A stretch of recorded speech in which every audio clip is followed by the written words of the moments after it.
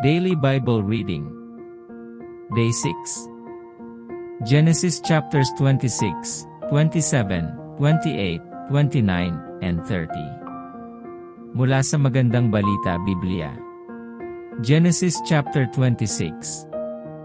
Si Isaac sa Gerar at sa Beerseba.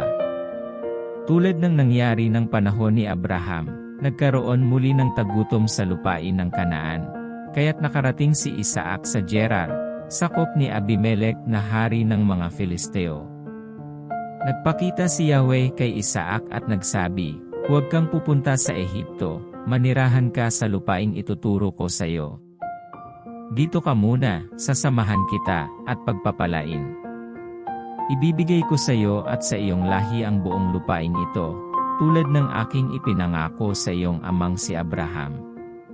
Pararamihin kong gaya ng mga bituin sa kalangitan ang iyong lahi, at lahat ng lupaing ito'y ibibigay ko sa kanila. At hihilingin sa akin ng lahat ng bansa sa daigdig na sila'y pagpalain ko, tulad ng ginagawa ko sa iyong lahi. Pagpapalain kita dahil kay Abraham, sapagkat sinunod niya ako at tinupad ang aking mga utos." Doon nga tumira si Isaac sa Gerar. Kung tinatanong siya ng mga taga roon tungkol kay Rebeka, sinasabi niyang ito'y kanyang kapatid. Inililihim niyang mag-asawa sila sa takot na siya ipatayin para makuha si Rebeka, sapagkat ito'y maganda. Hindi pa sila nagtatagal sa lugar na yon, nadungawan minsan ni Abimelech sina Isaac at Rebeka na naglalambingan. Ipinatawag agad ni Abimelech si Isaac, at ang sabi, "Tiyak na asawa mo ang babaeng yon, hindi ba? Bakit ang sabi mo'y kapatid mo?" "Natatakot po ako na baka ako'y patayin kung sabihin kong asawa ko siya," tugon ni Isaac. "Bakit mo ito ginawa sa amin?" wika ni Abimelech. "Kung siya'y ginalaw ng isa sa mga tauhan ko, isinubo mo pa kami sa kapahamakan." At sinabi ni Abimelech sa kanyang nasasakupan, papatayin ang sinumang umapi sa mag-asawang ito. Nang taong iyon, si Isaac ay nagsaka sa lupain ng Gerar, at makasandaang ibayo ang kanyang inani kaysa kanyang itinanim. Pinagpala siya ni Yahweh. Patuloy na lumago ang kanyang kabuhayan, at siya'y naging napakayaman. Nainggit sa kanya ang mga Filisteo sapagkat marami siyang alipin at mga kawan ng tupa at baka. Kaya tinabunan nila ang mga balong ginawa ng mga alipin ni Abraham noong ito'y nabubuhay pa. Sinabi ni Abimelech, "Umalis ka na, Isaac, mas makapangyarihan ka pa ngayon kaysa amin." Kaya, umalis si Isaac at nanirahan muna sa libis ng Gerar. Ipinahukay niyang muli ang mga balon ni Abraham na tinabunan ng mga Filisteo. At ang mga balong iyon ay tinawag ni Isaac sa dating tawag dito ng kanyang ama.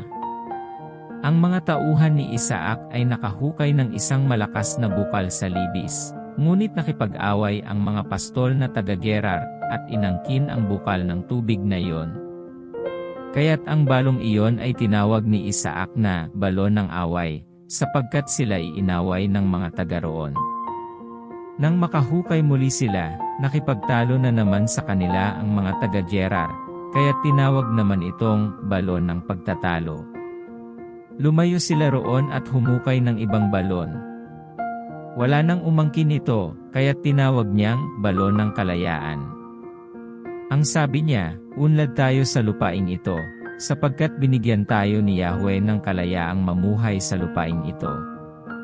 Umalis si Isaac at nagpunta sa Beerseba. Nang gabing iyon, nagpakita sa kanya si Yahweh, at ang sabi, "Ako ang Diyos ng iyong amang si Abraham. Huwag kang matakot sapagkat sasamahan kita. Pagpapalain kita, at pararamihin ko ang iyong lahi. Alang-alang kay Abraham na tapat kong alipin." Nagtayo si Isaac ng altar doon at sinamba si Yahweh. Tumigil sila sa lugar na yon at humukay muli ng balon ang kanyang mga alipin. Ang kasunduan ni Isaac at ni Abimelech. Dumating si Abimelech buhat sa Gerar kasama si Ahuzat na kanyang tagapayo, at si Pikol na pinuno ng kanyang hukbo. Tinanong siya ni Isaac, "Bakit mo ako dinalaw?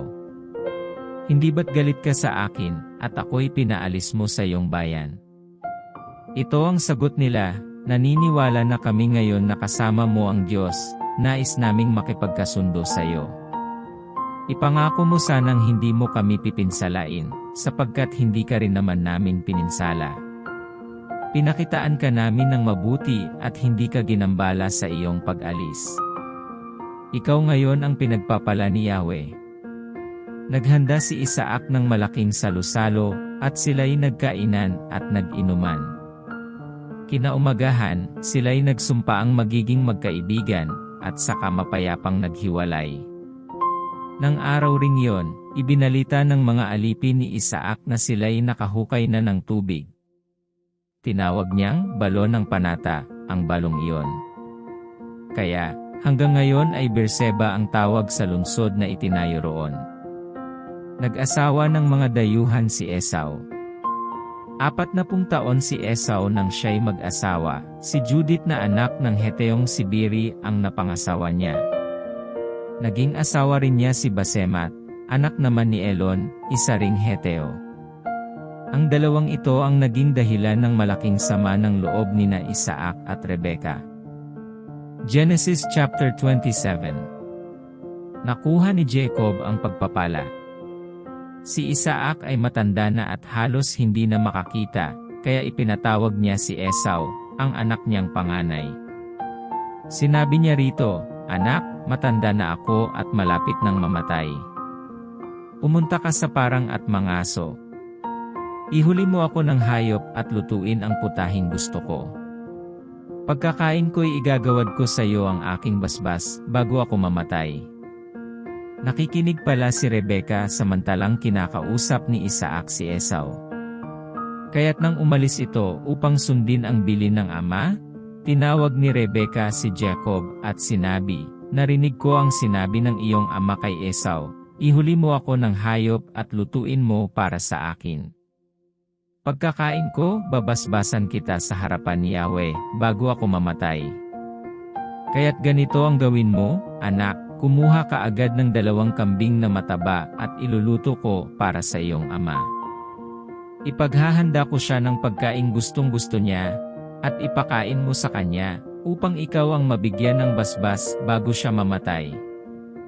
Ngunit sumagot si Jacob sa kanyang ina, "Balbon po si Esau, samantalang ako'y hindi. Malalaman ng aking ama na nililinlang ko siya kapag ako'y kanyang nahipo. Susumpain niya ako sa halip na basbasan." Sumagot ang ina, "Hayaan mong sa akin tumalab ang anumang sumpa niya. Basta't sumunod ka, anak, ako na ang bahala. Kumuha ka na ng kambing." Kumuha nga si Jacob ng kambing, at iniluto ng kanyang ina ang putahing gustong-gusto ng kanyang ama. Binihisan ni Rebekah si Jacob ng pinakamagarang damit ni Esau, na nakatabi sa bahay. Ang mga braso at lig ni Jacob na walang balahibo'y binalutan niya ng balat ng kambing. Pagkatapos, ipinadala sa anak ang putahe na may kasama pang tinapay na niluto rin niya. Lumapit si Jacob kay Isaac. "Ama," sabi niya. "Sino ka ba?" tanong nito. "Ako po si Esau," sagot ni Jacob.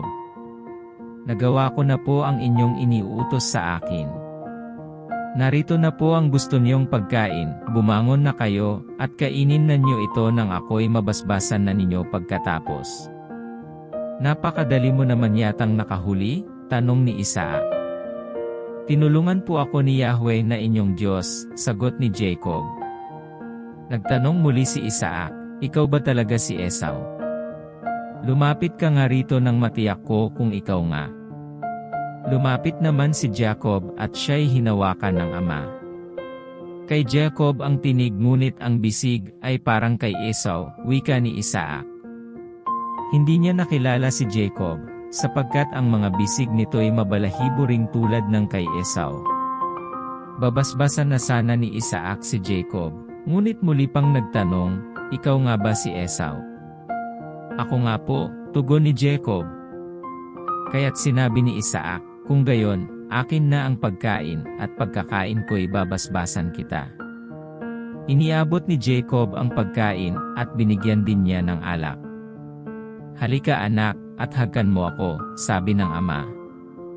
Nang lumapit si Jacob upang hagkan ang ama, naamoy nito ang kanyang kasuotan, kaya't siya'y binasbasan. Ang masamyong halimuyak ng anak ko. Ang katulad ay samyo ng kabukirang si Yahweh ang nagbasbas.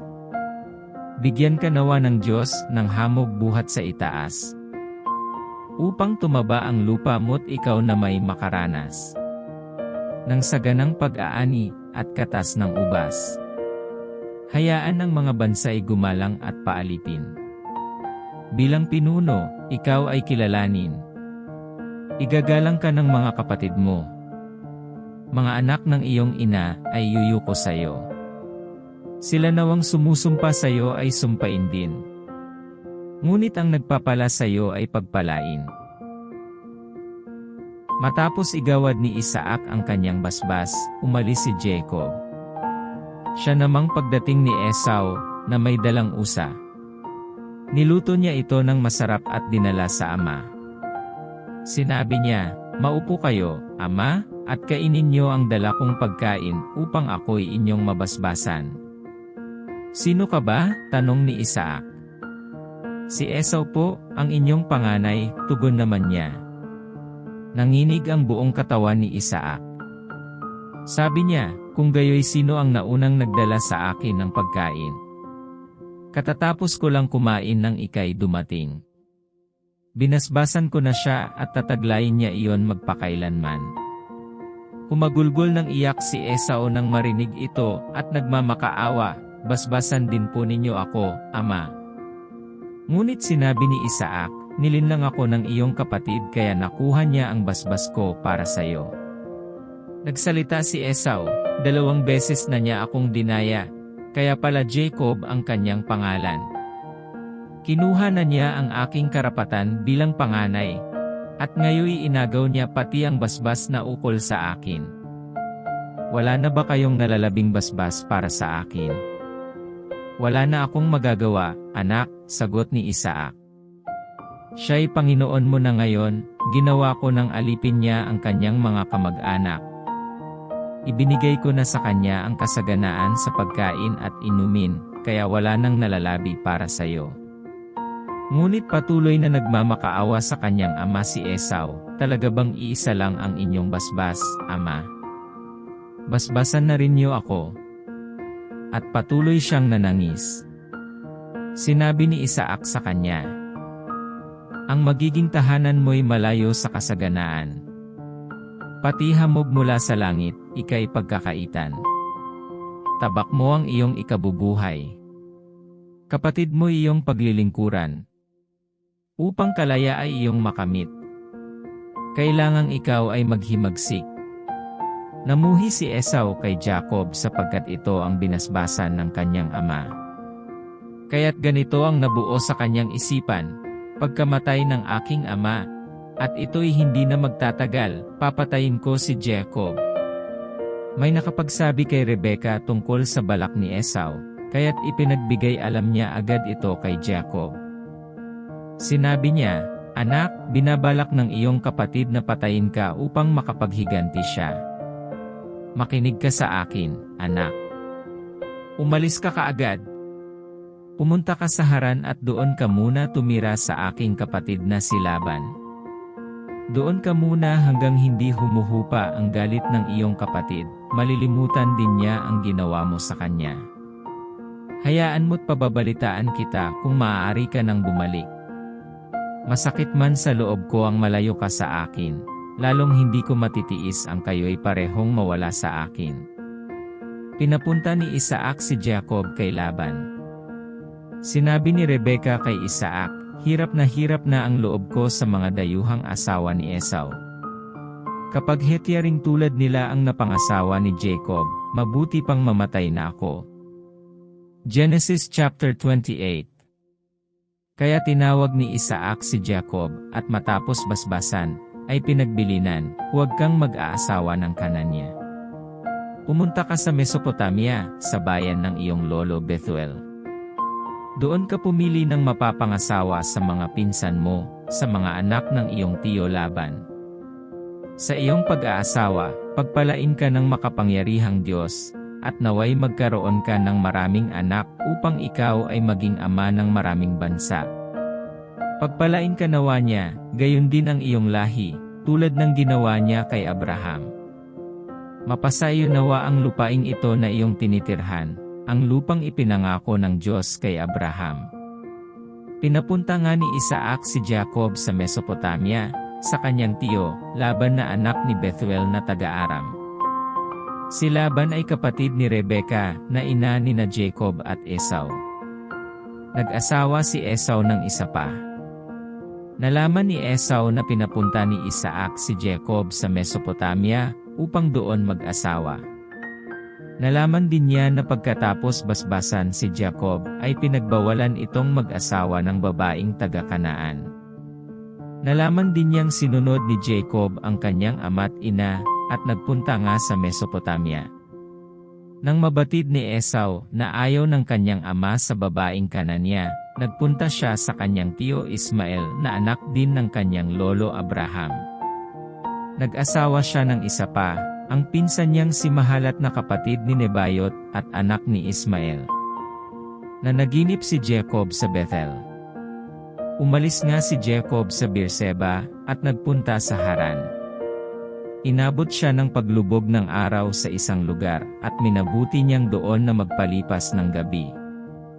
Isang bato ang inunan niya sa kanyang pagtulog. Nang gabing iyon, siya'y nanaginip.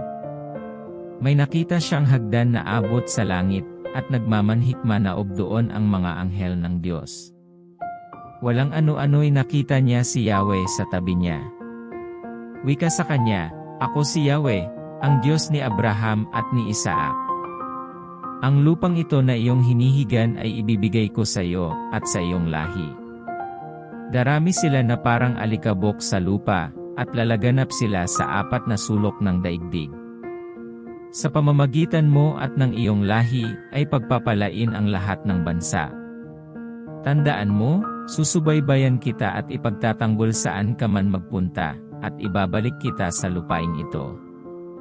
Hindi kita iiwan hanggang sa matupad ang lahat ng sinabi ko sa iyo." Nagising si Jacob at ang sabi, "Hindi ko alam na narito pala si Yahweh. Nakakapangilabot ang lugar na ito. Tiyak na ito ang tahanan ng Diyos at ang pintuan ng kalangitan." Maagang gumising si Jacob ng umagang iyon. Kinuha niya ang inunang bato at itinayo bilang isang alaala. Binuhusan niya ito ng langis at itinalaga sa Diyos. Tinawag niyang Bethel ang lugar na yon na dati tinatawag na Luz. Nangako si Jacob ng ganito, "O Yahweh, kung ako'y sasamahan niyo at iingatan sa paglalakbay na ito, pakakainin at dadamitan, at makakabalik na muli sa bahay ng aking ama, kayo po ang aking magiging Diyos. Sasambahin kayo sa lugar na ito na pinagtayuan ko ng batong alaalang ito, at ibabalik ko sa inyo ang 10 bahagi ng lahat ng ipinagkakaloob niyo sa akin." Genesis chapter 29. Dumating si Jacob kina Laban. Nagpatuloy si Jacob sa kanyang paglalakbay hanggang sa dumating siya sa lupain ng mga taga-silangan. May nakita siyang isang balon ng tubig sa kaparangan. Sa paligid nito ay may 3 kawan ng mga tupang nagpapahinga, sapagkat doon pinapainom ang mga ito. Ang balon ay may takip na malaking bato, at binubuksan lamang ito kapag papainumin na ang mga tinipong kawan. Matapos painumin ang mga ito, muli nilang tinatakpan ang balon. Tinanong ni Jacob ang mga pastol na naroon, "Taga saan kayo, mga kaibigan?" "Taga Haran," tugon nila. "Kilala ba niyo si Laban na apo ni Nahor?" tanong niyang muli. "Oo," sagot naman nila. "Kumusta na siya?" tanong pa niya. "Mabuti," sabi naman nila. Hayon at dumarating si Raquel, ang anak niyang dalaga. Kasama niya ang kawan ng kanyang ama. Maaga pa naman, sabi ni Jacob, Bakit hindi niyo pa inumin ang mga tupa at dalhin muna sa pastulan bago ikulong? Aba, hindi maaari, sagot ng mga pastol. Ang lahat ng pastol ay kailangang narito bago buksan ang balon, saka pa lamang kami maaaring magpainom. Nakikipag-usap pa si Jacob nang dumating si Raquel na kasama ang kawan ng kanyang ama. Nang makita ni Jacob si Raquel na kasama ang kawan ni Laban, binuksan ni Jacob ang balon at pinainom ang mga tupa.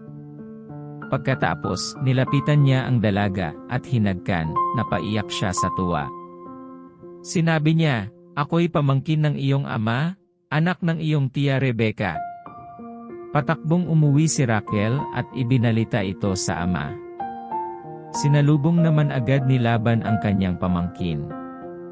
Niyakap niya ito at hinagkan, saka isinama sa kanila. Nang maisalaysay ni Jacob ang lahat, sinabi sa kanya ni Laban, "Tunay na ikaw ay laman ng aking laman, at dugo ng aking dugo." At doon na siya tumira sa loob ng 1 buwan. Naglingkod si Jacob dahil kina Raquel at Leah. Pagkalipas ng 1 buwan, sinabi ni Laban kay Jacob, "Hindi dahil magkamag-anak tayo ay pagtatrabahuhin kita ng walang bayad, magkano bang dapat kong isweldo sa iyo?" Si Laban ay may 2 anak na dalaga. Si Leah ang nakatatanda at si Raquel naman ang nakababata. Mapupungay ang mga mata ni Leah, ngunit mas maganda at kaakit-akit si Raquel. Nabighani si Jacob kay Raquel, kaya't ang sabi niya kay Laban, "Paglilingkuran ko kayo ng 7 taon para kay Raquel." Sinabi ni Laban, "Mas gusto ko ngang ikaw ang mapangasawa niya kaysa iba. Sige, dumito ka na." 7 taong naglingkod si Jacob upang mapasa kanya si Raquel. Ngunit iyon ay parang katumbas lamang ng ilang araw dahil sa laki ng kanyang pag-ibig dito. Sinabi ni Jacob kay Laban, "Dumating na po ang panahong dapat kaming makasal ng inyong anak." Naghanda ng malaki si Laban at inanyayahan ang lahat ng taga roon. Ngunit ng gabing iyon, hindi alam ni Jacob na ang pinasiping sa kanya ay si Leah, sa halip na si Raquel. Ibinigay naman ni Laban kay Leah ang alipin nitong si Zilpa. Kinaumagahan, nakita ni Jacob na si Leah pala ang kanyang kasiping. Kaya sinabi niya kay Laban, "Bakit niyo ito ginawa sa akin? Bakit niyo ako nilinlang? Naglingkod ako sa inyo para kay Raquel, hindi po ba?" Sumagot si Laban, "Hindi kaugalian dito sa amin na mauna pang mag-asawa ang nakababatang kapatid. Patapusin mo muna ang sanlinggong pagdiriwang na ito, at pagkatapos ay ibibigay ko sa iyo si Raquel kung maglilingkod ka sa akin ng 7 taon pa." Sumang-ayon naman si Jacob, at nang matapos ang pagdiriwang, ibinigay nga sa kanya ni Laban si Raquel bilang asawa. Ibinigay rin ni Laban kay Raquel ang alipin nitong si Bilha. Sa wakas, naangkin ni Jacob si Raquel, mas mahal niya ito kaysa kay Leah. Kaya't naglingkod pa si Jacob kay Laban ng 7 taon pa. Ang mga anak ni Jacob. Alam ni Yahweh na si Leah ay di gaanong mahal ni Jacob, kaya't niloob niyang magkaanak na ito, samantalang si Raquel ay baog. Lalaki ang unang anak ni Leah. Ang sabi niya, "Nakita ni Yahweh ang aking suliranin. Ngayon, tiyak na mamahalin ako ng aking asawa." Kaya't Ruben ang ipinangalan niya rito. Nagdalang tao siyang muli at lalaki na naman ang kanyang naging anak. Kanyang sinabi, "Kaloob din ito sa akin Yahweh, dahil narinig niyang ako'y hindi mahal ng aking asawa." Kaya't tinawag naman niya itong Simeon.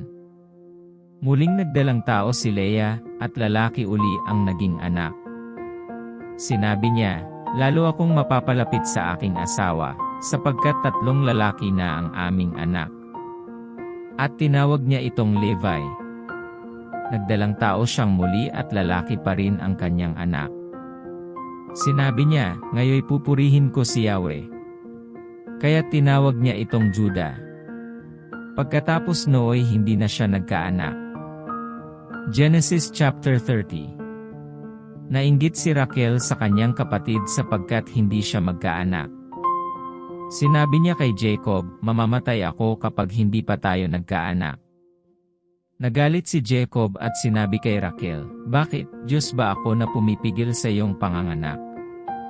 Kaya't sinabi ni Raquel, "Kung gayon, sipingan mo ang alipin kong si Bilha, upang magkaanak ako sa pamamagitan niya." At pinasiping niya kay Jacob ang kanyang aliping si Bilha. Nagdalang tao ito at nanganak ng lalaki. "Panig sa akin ang hatol ng Diyos," sabi ni Raquel. Dininig niya ang aking dalangin at pinagkalooban ako ng anak na lalaki. Kaya Dan ang ipinangalan niya rito. Muling nagdalang tao si Bilha at nanganak ng isa pang lalaki.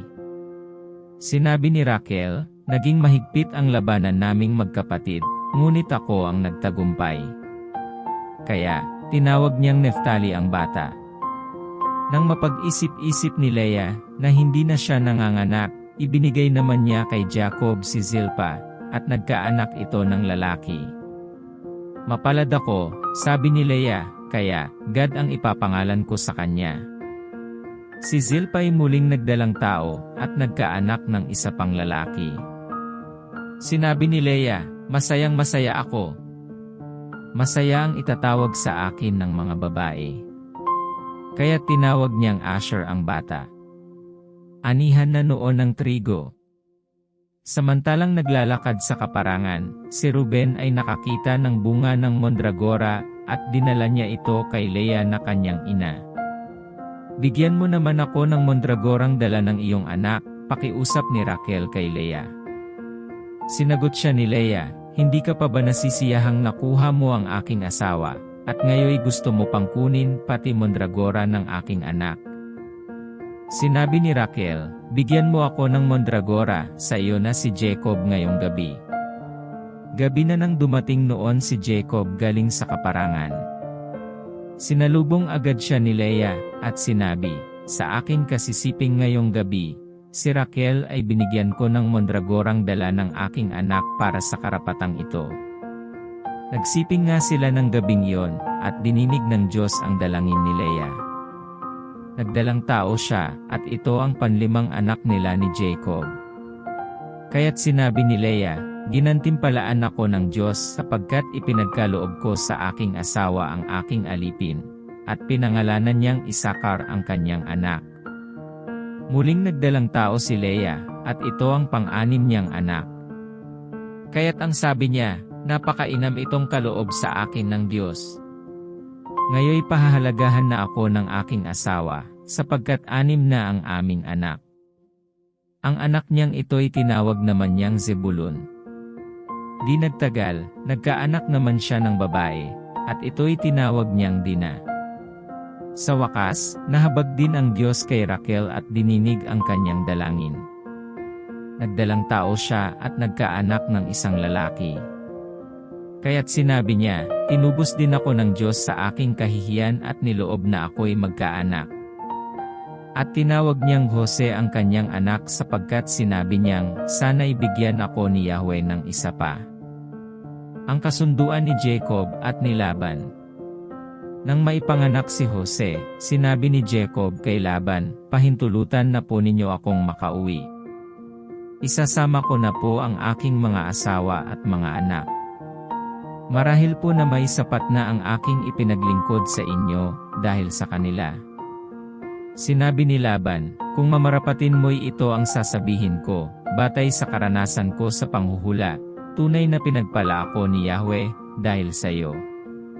Sabihin mo kung magkano ang dapat kong ibayad sa iyo, at babayaran kita." Sumagot si Jacob, "Alam naman niyo kung paano ako naglingkod sa inyo, at kung paano dumami ang inyong kawan sa aking pangangasiwa. Ang kaunti niyong kabuhayan bago ako dumating ay maunlad na ngayon, sapagkat pinagpala kayo ni Yahweh, dahil sa akin. Kaya, dapat namang iukol ko na ngayon ang aking panahon sa aking sambahayan." "Ano ang gusto mong ibayad ko sa iyo?" tanong ni Laban. Sumagot si Jacob, "Hindi ko po kailangang ako'y bayaran pa ninyo. Patuloy kong alagaan ang inyong kawan, kung sasang-ayon kayo sa isang kondisyon. Pupunta ako sa inyong kawan ngayon din at ibubukod ko ang mga tupang itim, gayon din ang mga batang kambing na may tagping puti. Yun na po ang para sa akin. Sa darating na panahon, madali niyong malalaman kung ako'y tapat sa inyo o hindi.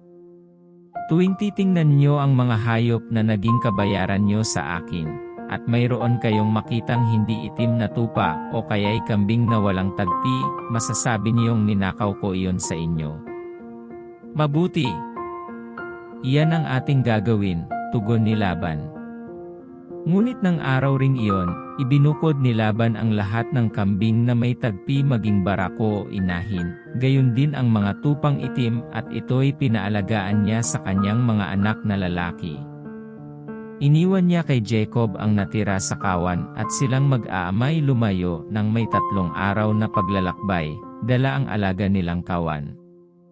Pumutol naman si Jacob ng mga sariwang sanga ng alamo, almendra at platano, at binalatan niya ang ibang parte upang magmukhang may batik.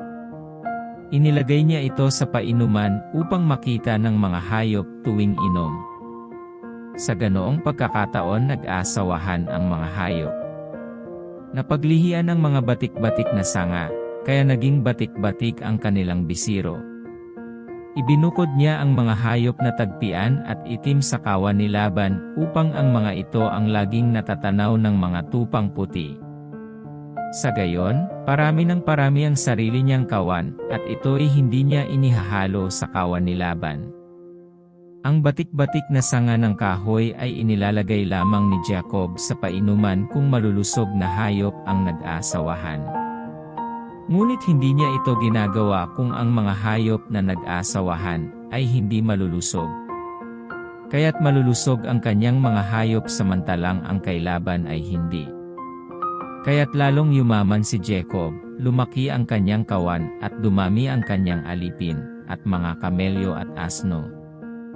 Up next, Daily Bible Reading Day 7. Comment down if you have a prayer request. Paki-comment na din kung hanggang saan nakarating ang video na ito. Don't forget to subscribe, like, and hit the notification bell for you to get updated on the next video. Thank you for watching and hearing the Word of God. Stay blessed and stay connected in the presence of the Lord.